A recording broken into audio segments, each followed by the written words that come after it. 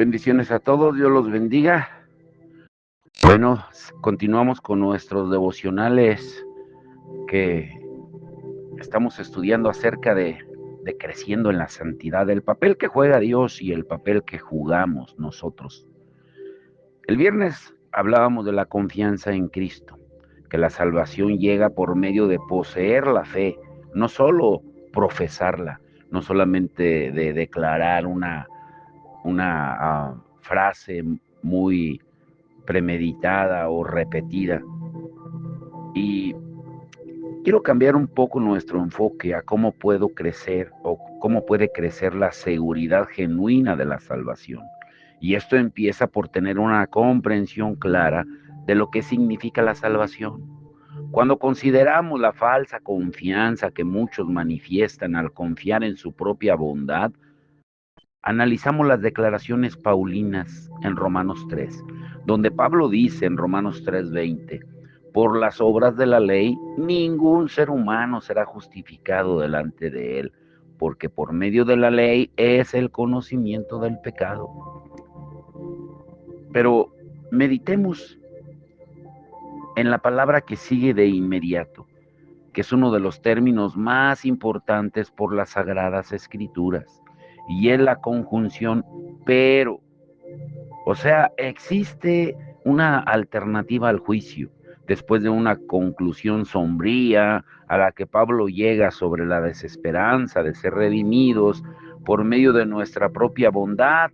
El apóstol Pablo escribe en Romanos 3:21 al 26, pero aparte de la ley se ha manifestado la justicia de Dios, testificada por la ley y por los profetas, la justicia de Dios por medio de la fe en Jesucristo para todos los que creen en Él, porque no hay diferencia por cuanto todos pecaron y están destituidos de la gloria de Dios, siendo justificados gratuitamente por su gracia, mediante la redención que es en Cristo Jesús, a quien Dios puso como propiciación por medio de la fe en su sangre, para manifestar su justicia, a causa de haber pasado por alto en su paciencia los pecados pasados, con la mira de manifestar en este tiempo su justicia, a fin de que Él sea el justo y el que justifica al que es de la fe de Jesús. De nuevo, si queremos tener mayor seguridad en cuanto a nuestra salvación, es necesario tener un entendimiento claro de lo que ésta supone. Es preciso comprender la razón, la base de nuestra justificación. Pablo ha excluido ahora uno de los motivos para estar seguros, a saber, respaldar tu argumento con hacer las obras de la ley. En su lugar, ahora, aparte de la ley, se ha manifestado la justicia de Dios en Romanos 3:21. Pablo opina que es necio pensar que podemos satisfacer las exigencias de Dios por nuestra propia justicia. Y esto se debe a que tenemos una visión desinflada de la justicia divina o una extremadamente inflada de la nuestra. Nunca podremos vivir una vida lo bastante buena como para cumplir con los requisitos de un Dios justo, recto y santo. Por consiguiente, no debemos tener esperanza alguna de que nuestra bondad logre satisfacer la justicia divina. Yo estoy seguro de mi salvación porque estoy seguro de mi Salvador. La buena noticia, el Evangelio mismo que Pablo está proclamando aquí, es que existe una justicia revelada aparte de la ley, una justicia que viene por la fe. Hasta esto se puede malentender. Quiere decir que si tenemos suficiente fe, esa misma fe será la medicina que nos ayudará a alcanzar la justicia perfecta. Luego, tras lograr esta justicia perfecta, ¿podemos tener la seguridad de la salvación? Claro que no. Pablo no está hablando de la justicia por la cual Dios mismo es justo. Se está refiriendo a una justicia que Dios puso a nuestra disposición por medio de la fe y procede de Dios. Él es el dador de la misma, pero no es la justicia suya propia, inherente e interna, Es la justicia de Cristo que Dios concede a aquellos que depositan su confianza en Él. Dios la abona en nuestra cuenta. La única justicia por la cual podemos satisfacer las exigencias divinas no es la nuestra, es la de Cristo. La justicia de Cristo que ha sido revelada. Y resulta relevante cómo el apóstol Pablo afirma que debemos hallar paz y seguridad. En Romanos 5:1 él escribe: justificados pues por la fe, tenemos paz para con Dios por medio de nuestro Señor Jesucristo. Si vamos a tener una seguridad adecuada de la salvación, tenemos que conseguirla donde las escrituras la colocan. Pablo declara que nos llega por la promesa de Dios de que justificará a todos los que depositen su fe en Cristo, que no confían en su propia justicia, sino en la de Jesús. Yo estoy seguro de mi salvación porque estoy seguro de mi Salvador, como lo acabo de decir hace un momento. Estoy seguro de su poder, de que en su justicia no hay carencia de nada. Por tanto, su justicia cubre todo lo que falta en la mía. Sin embargo, existe una tensión que procede de nuestra seguridad y de nuestro crecimiento hasta la madurez en Cristo. Sabemos que hay un cierto sentido en el que somos justos a los ojos de Dios. Hemos sido justificados por la justicia de Cristo. Existe un sentido en el que hemos sido salvados. Nos encontramos en estado de salvación, pero el único inconveniente es que seguimos siendo pecadores. Seguimos pecando. Cuando consideramos la justicia de Cristo, tenemos esperanza, tenemos seguridad, pero cuando contemplamos nuestro propio pecado, caemos en la desesperación. Resulta difícil de estar seguros de la salvación si nuestra atención se enfoca en nuestro propio pecado. La buena nueva es que la justificación no es el final de la vida cristiana, es su principio. La justificación es el comienzo de la santificación, no es su resultado. No tenemos que esperar a ser santificados para ser justificados. No tenemos por qué aguardar hasta ser justos para que Dios nos considere como tales. Él nos ve justos una vez que transfiere a nuestra cuenta la justicia de Jesús. La gracia que Dios ha puesto en nuestros corazones, en nuestra redención inicial, será perfeccionada hasta el final. Y ese final es nuestra glorificación cuando dejemos este cuerpo mortal. En ese momento todo vestigio de pecado será eliminado de nosotros. Llegará un momento cuando seremos perfectos. Cristo promete acabar la obra que ha comenzado en nuestras almas. En el momento en que creemos, empieza la obra divina de curarnos y transformarnos a la imagen de Cristo. De hecho, de forma negativa, si ese cambio no se inicia, se hace del todo patente que no hay fe real.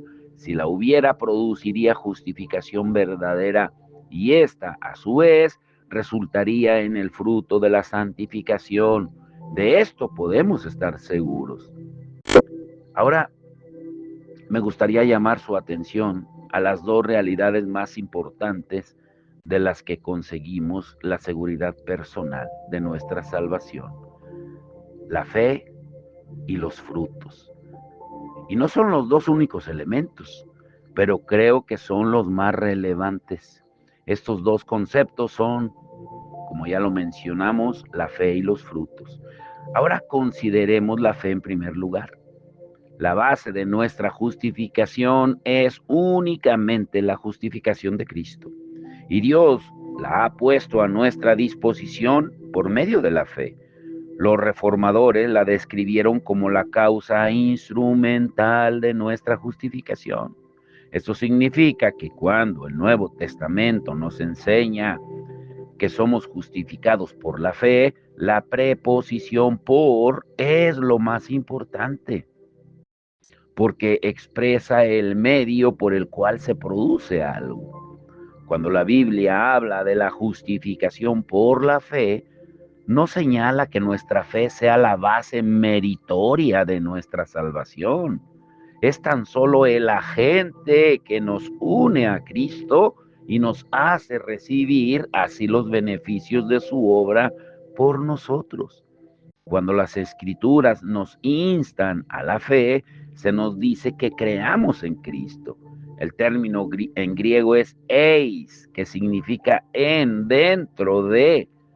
Cuando tenemos fe, estamos tan vinculados a Cristo que estamos en Él y Él en nosotros. Y podemos disfrutar de una unión mística con Jesús. Cuando somos unidos a su Hijo, somos adoptados en la familia de Dios. Por lo tanto, nuestra confianza en el estado de nuestra salvación no es en última instancia una confianza en nosotros mismos. En su lugar, nuestra certeza de la salvación procede de nuestra convicción de que la obra de nuestro Salvador es perfecta.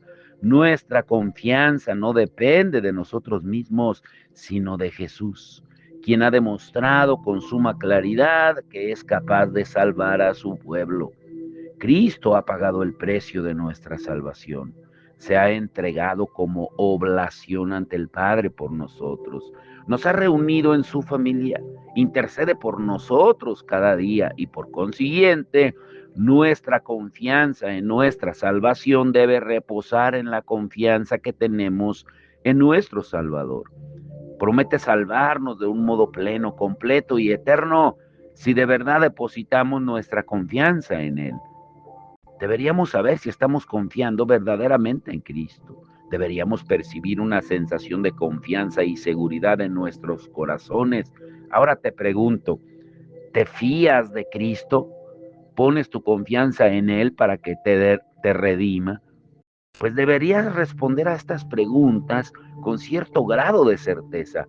Puedes saber si estás confiando en Él o no, si te estás fiando de Él o no, si sientes afecto por Él o no.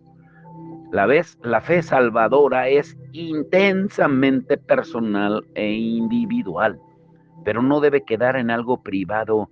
Cristo nos llama a confesar su nombre ante el mundo en Mateo 10:32. Nos llama a testificar de Él a las personas. No debemos esconder la luz de Cristo bajo un cajón y hacer de esta fe un asunto privado, como dice Mateo 5:14 al 16. Una fe privada no es una fe bíblica. Su propia naturaleza define a la fe bíblica como pública. Como indicamos ya con anterioridad, nuestro deber no consiste tan solo en poseer la fe, sino también en profesarla. Pocas cosas nos proporcionan la seguridad de nuestra salvación, como compartir nuestra fe con los demás. Estos hechos son unas cuantas marcas de la verdadera fe salvadora. No contribuyen en modo alguno a nuestra justificación. Sin embargo, la fe verdadera, la fe viva, empieza a producir fruto de inmediato. Las personas que creen de verdad son transformadas, no son perfeccionadas, no son santificadas por completo al instante, pero cambian. El fruto de la regeneración y de la morada del Espíritu Santo en la persona crece al instante. Ahora escucha muy bien esto. El título de hoy es La santidad y la prioridad del amor. Ah, caray, ¿cómo es esto? Quiero preguntarte, ¿te han dicho alguna vez algo poco amable? ¿O han dicho algo incierto sobre ti en público? Lo más probable es que todos hayamos tenido experiencias como estas. Pueden ser dolorosas de soportar, pero la pregunta de la que me quiero ocupar en este estudio es, ¿cómo respondemos cuando se nos trata de esta forma?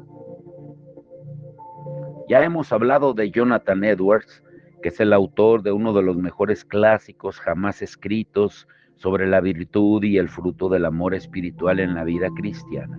El libro se titula El amor y sus frutos. Si no has tenido nunca la oportunidad de leerlo, busca búscalo incluso en el YouTube o busca un ejemplar y léelo. Y ciertamente es de obligada lectura para todos nosotros, porque el libro contiene un capítulo sobre cómo el amor soporta el daño y el dolor personal. Y quiero citar algunas frases que vienen ahí. Dice, los hombres cuyo espíritu se caldea, se enfurece y crece el resentimiento cuando se les hace daño, actúan como si pensaran que les ha sucedido algo extraño.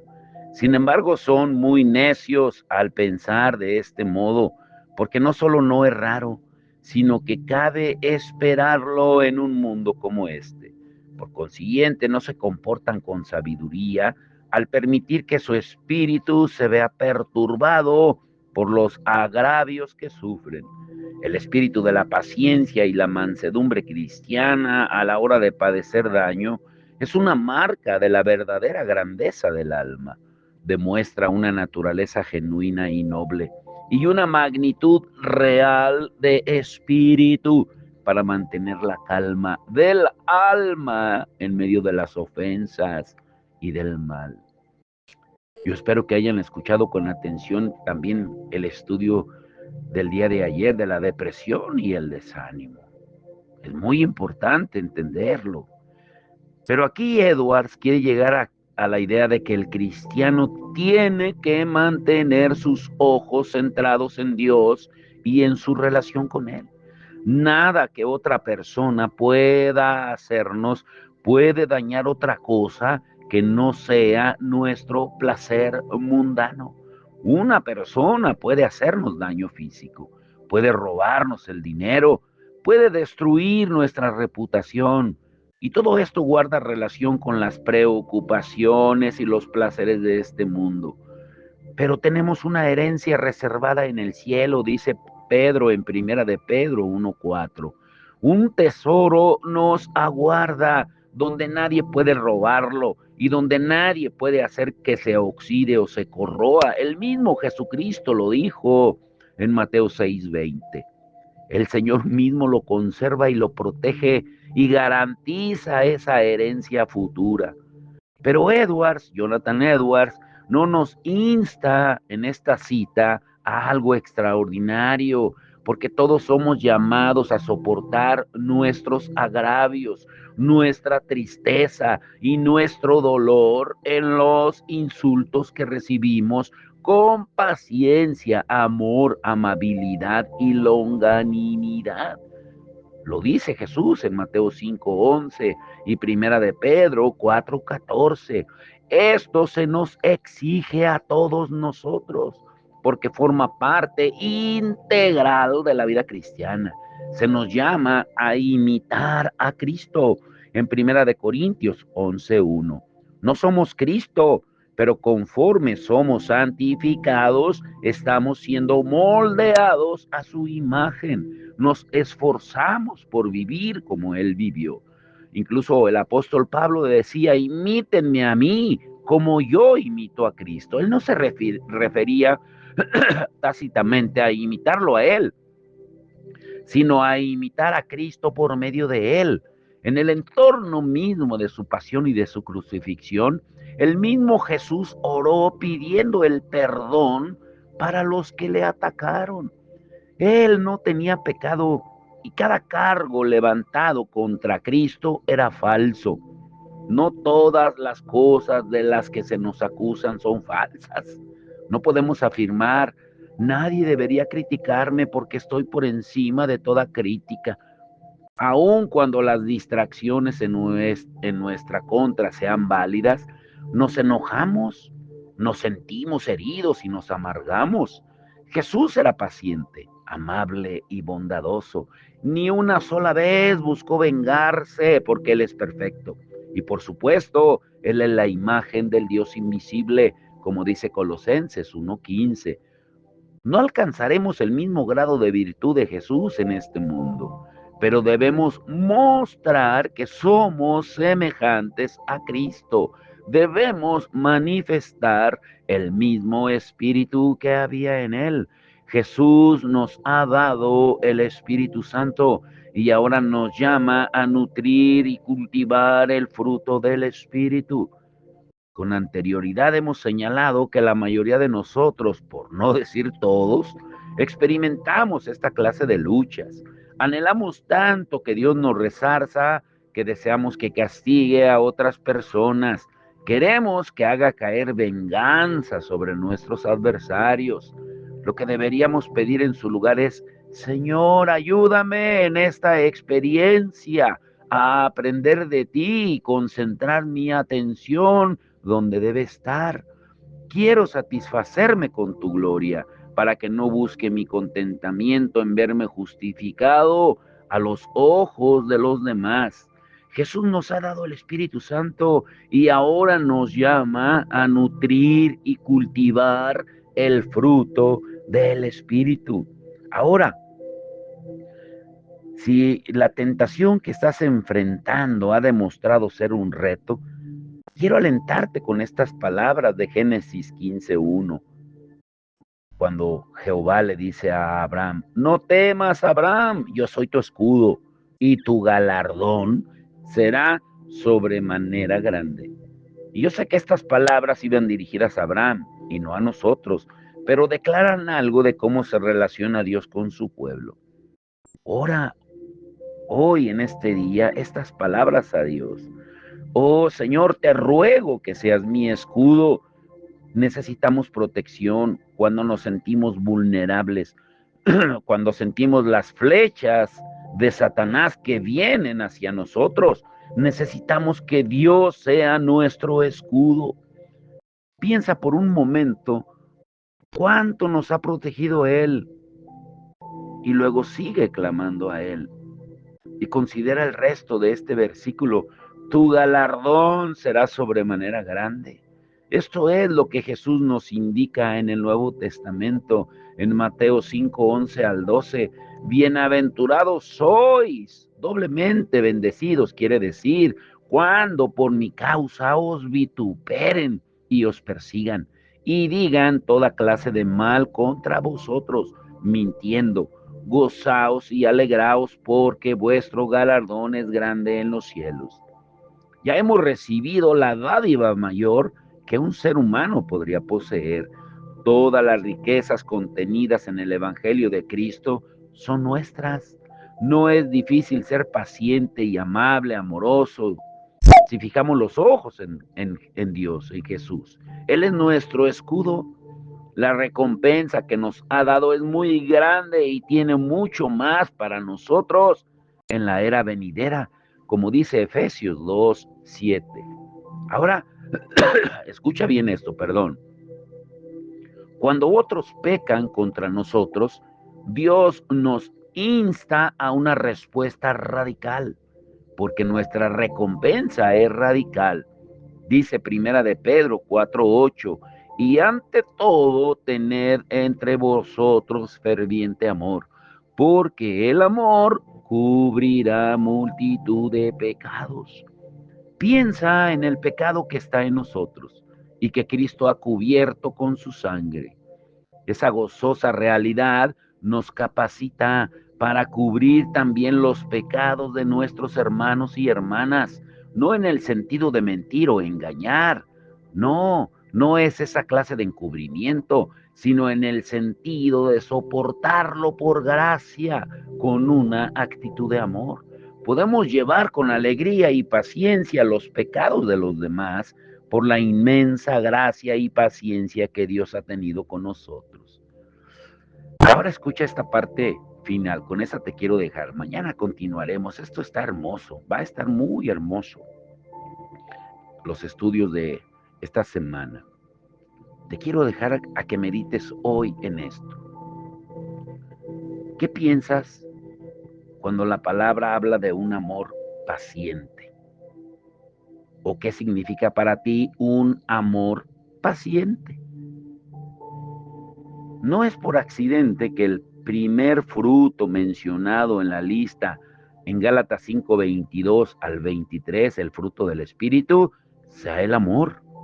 En otros lugares, Pablo hace una exposición extremadamente profunda de la naturaleza del amor cristiano, por ejemplo, en Primera de Corintios 13.